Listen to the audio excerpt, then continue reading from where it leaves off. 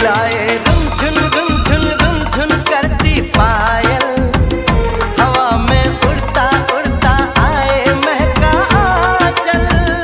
तुझे बतलाऊंगी मैं मन की सारी बातें, गुजारी कैसे कैसे मैंने ये दिन रातें। मेरे नैनों के दर्पण में, मेरी यादों के आंगन में, मेरी सांसों में, जीवन में सिर्फ तेरी खुशबू है, सिर्फ तेरा चेहरा है, सिर्फ तेरा चर्चा है, सिर्फ तेरा पहरा है। सुंदर अशा गाण्यानंतर तुम्ही बघू शकता हा जो एरिया आहे तो आमच्या ताईंच्या बिल्डिंगचा एरिया आहे। इथं आमच्या ताई राहतात आळंदीमध्ये। आम्ही म्हटलं चला सकाळ सकाळीच माऊलींचं दर्शन घेऊन येऊयात, म्हणून मी आणि ह्यांनी ताईंच्या स्कूटीवरतीच आतमध्ये निघालो आहे आळंदीमध्ये। तुम्ही बघू शकता किती सुंदर असं सगळं वातावरण आहे इथलं। सकाळचं दृश्य किती सुंदर दिसतंय ते। ताईंच्या घराच्या जवळच एक दत्त मंदिर पण आहे, खूप सुंदर असं मंदिर आहे हे। आम्ही आलेलो त्या दिवशीच आम्ही ह्या मंदिरात गेलेलो, पण मी तिथला व्हिडिओ केला नव्हता। नंतर आमच्या लक्षात आलं की आम्हाला दूध घेऊन घरी जायचं आहे, मग आम्ही दूध घेतलं। तुम्ही बघू शकता इथं मी गोकुळचं 1 लिटरचं दूध घेतलं आणि तिथून पुढं मग आम्ही माऊलीच्या मंदिरात गेलो। इथं ताईंच्या घराच्या जवळच पोलीस स्टेशन पण आहे, आळंदीचं पोलीस स्टेशन आहे। तिथून पुढं मेन रस्त्याने आम्ही माऊलीच्या मंदिराकडे चाललो होतो। तुम्ही बघू शकता की सकाळचीच वेळ असल्यामुळे अजून काही दुकाने वगैरे उघडली नव्हती, तरीही कुठंतरी छोट्याशा टपऱ्या वगैरे चहाच्या नाश्त्याच्या चालू होत्या, कारण सकाळपासूनच मंदिरात यायला भक्तांची गर्दी होती। ताईंच्या घरापासून साधारणतः 1 किलोमीटर अंतरावरती माऊलीचं मंदिर आहे। मी पूर्ण रस्त्याचा व्हिडिओ केलेला आहे बघा, तुम्ही बघू शकता। जरी कोणी नवीन येत असेल आळंदीत तर त्यांनाही हा व्हिडिओ यूजफुल होईल म्हणून मी पूर्ण सगळीकडून जिथून आम्ही आलोय तिथून व्हिडिओ केलाय। आता आपण मंदिराच्या एरियात आहोत आपण आता। तुम्ही बघू शकता इथंही प्रसादाचे फुलांची दुकानं उघडी आहेत। सकाळची वेळ होती तरीही मंदिरात खूप गर्दी होती।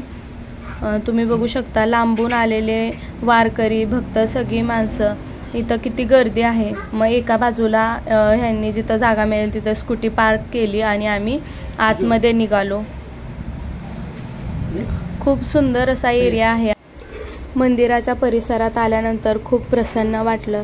तुम्ही बघू शकता माऊलीच्या दर्शनासाठी इथं सगळ्यांची कशी गडबड चालू आहे ती। खूप छान आणि मनाला प्रसन्न वाटणारं हे वातावरण आहे आणि मंदिर ही खूप सुंदर आहे। मग आम्ही मंदिराच्या मुख्य दरवाजाच्या तिथं गेलो, तिथंही खूप गर्दी होती। तुम्ही बघू शकता, मी तुम्हाला दाखवते। तिथं आतमध्ये पण खूप गर्दी होती, लाईन लागली होती।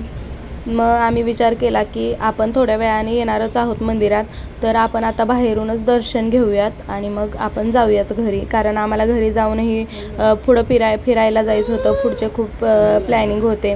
तुम्ही बघू शकता हे मेन मुख्य दरवाजा आहे माऊलीच्या मंदिरात जाण्याचा। आम्ही बाहेरूनच पायरीवरूनच दर्शन घेतलं।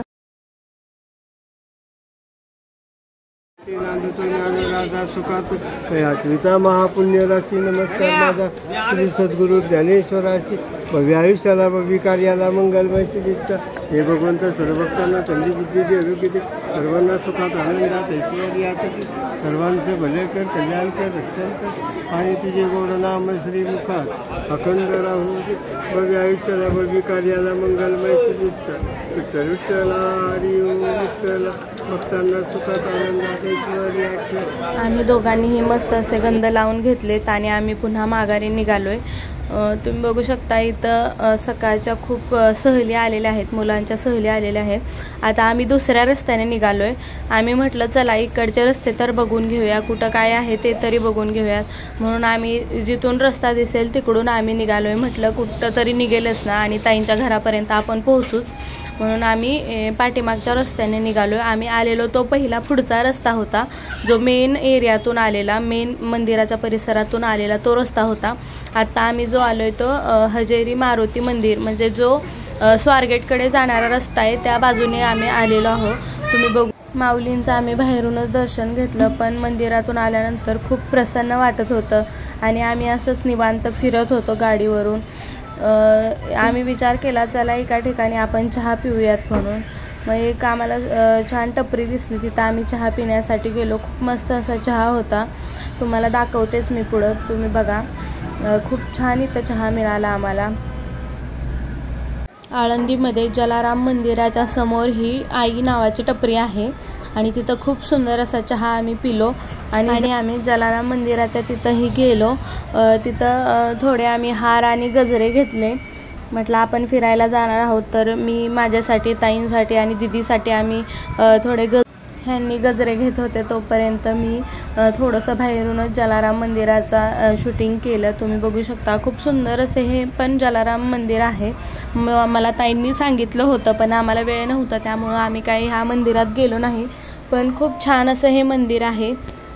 तुम्ही नंतर कधी आला तर इथंही हे पण एक ठिकाण बघायला जाऊ शकता. पुढं गेल्यानंतर आम्हाला मस्त असा गरम जिलेबी मिळाली. मग आम्ही म्हटलं चला आता सगळ्यांसाठी गरम जिलेबीचाच नाश्ता आपण घेऊयात, म्हणून आम्ही इथं जिलेबी तयार होत होती म्हणून इथं थांबलो.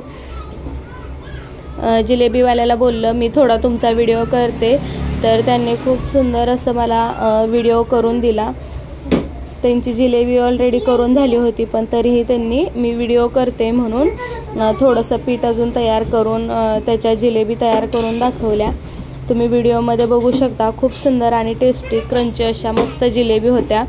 आम्ही समोसे पण घेणार होतो, पण समोसे बनायला थोडा वेळ लागणार होता म्हणून आम्ही समोसे काही घेतले नाहीत आणि जिलेबी घेतले आणि आम्ही नंतर पुन्हा ताईंच्या घराकडे निघालो.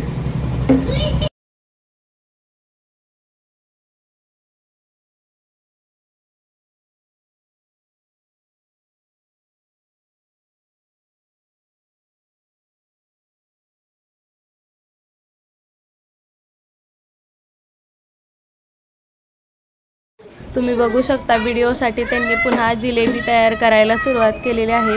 किती फास्टमध्ये प्रोसेस करत आहेत आणि त्यांचा हात मस्त असा बसलेला असतो, त्यामुळे ते व्यवस्थित असे जिलेबी तयार करत असतात.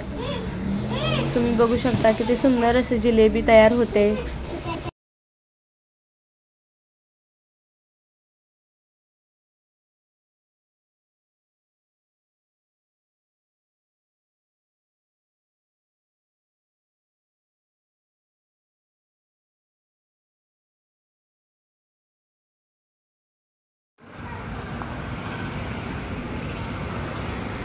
तिथून नंतर आम्ही घरी आलो आणि हा लॉग मी आळंदी मंदिराचा शूटिंगचा लॉग मी पुन्हा दुसऱ्या दिवशी शूट केला आहे, कारण आम्ही दुसऱ्या दिवशी गेलेलो दर्शनाला. बघू शकता दुसऱ्या दिवशी खूप जास्त गर्दी होती दर्शनासाठी. मग आम्ही रांगेतून पुढं गेलो. वरती जाण्याचा मार्ग होता, तिथंही खूप गर्दी होती. खूप लांबून लांबून रांग सुरू होती. मग मी तुम्हाला ते पूर्ण रांगेचाही व्हिडिओ दाखवते, पूर्ण आतमधलं मंदिराचं स्ट्रक्चरही दाखवते. जिथं जिथं मला शूटिंग करता आलं तिथं तिथं मी ते शूटिंग केलं आहे. तुम्ही बघू शकता. आपण इथून ही ते मी जे समोर तुम्हाला दाखवते ते पूर्ण एवढी रांग लागली होती. मंदिराच्या पाठीमागच्या बाजूने आपण रांगेत जात होतो. तुम्ही पुढेही बघू शकता. मी गणेश दरवाजामधून आतमध्ये आले तर समोर तुम्ही बघू शकता किती मोठी रांग लागली. नंतर दर्शन वारी असा बोर्ड लावला आहे. तिथून पुढे गेल्यानंतर आपण दर्शन रांगेकडे जात होतो. तुम्ही बघू शकता किती गर्दी आहे. आम्ही सगळी होतो, ताई, मी, दीदी, आम्ही सगळेजण होतो.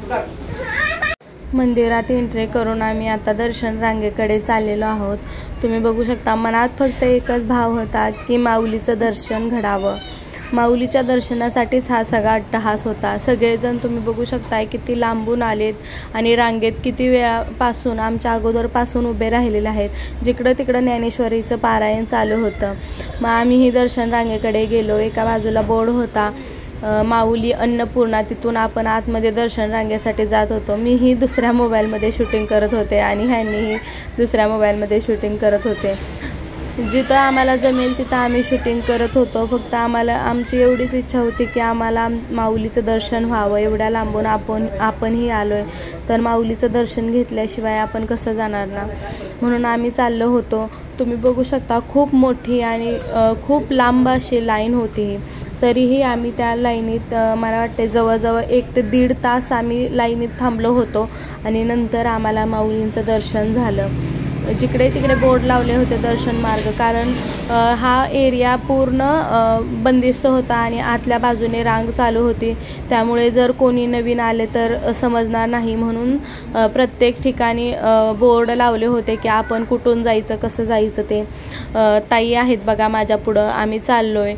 आमची छोटी छोटी मुलं घेऊन आम्ही आलो होतो सगळे, आणि तुम्ही बघू शकता सगळे कसे दर्शनासाठी उभा राहिलेले आहेत.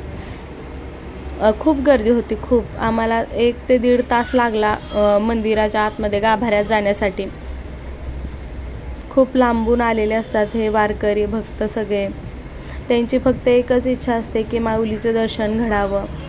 माऊलीच्या दर्शनासाठीच सगळेजण एवढा वेळ रांगेत उभा राहिलेले असतात, आणि शेवटी भरभरून बघायला मिळतं ते असं माऊलीची समाधी आणि माऊलीचं रूप. तुम्ही पण बघू शकता. मला जेवढं जमल तेवढं मी शूटिंग केलं आहे. रांगेत उभा राहण्याचाही हा वेगळाच आनंद होता, वेगळाच अनुभव होता.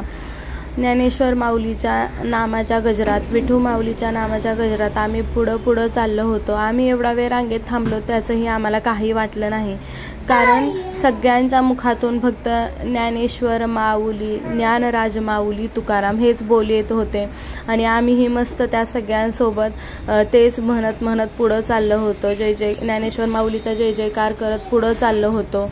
तुम्ही बघू शकताय.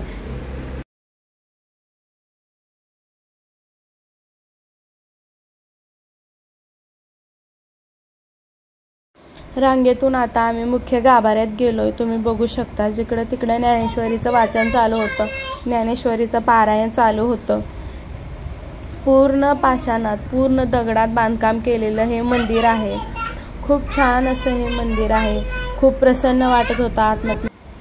खूप छान आणि खूप प्रसन्न करणारं हे मंदिरातलं वातावरण होतं, आणि आम्ही हळूहळू करत पुढं आतमध्ये चाललो होतो.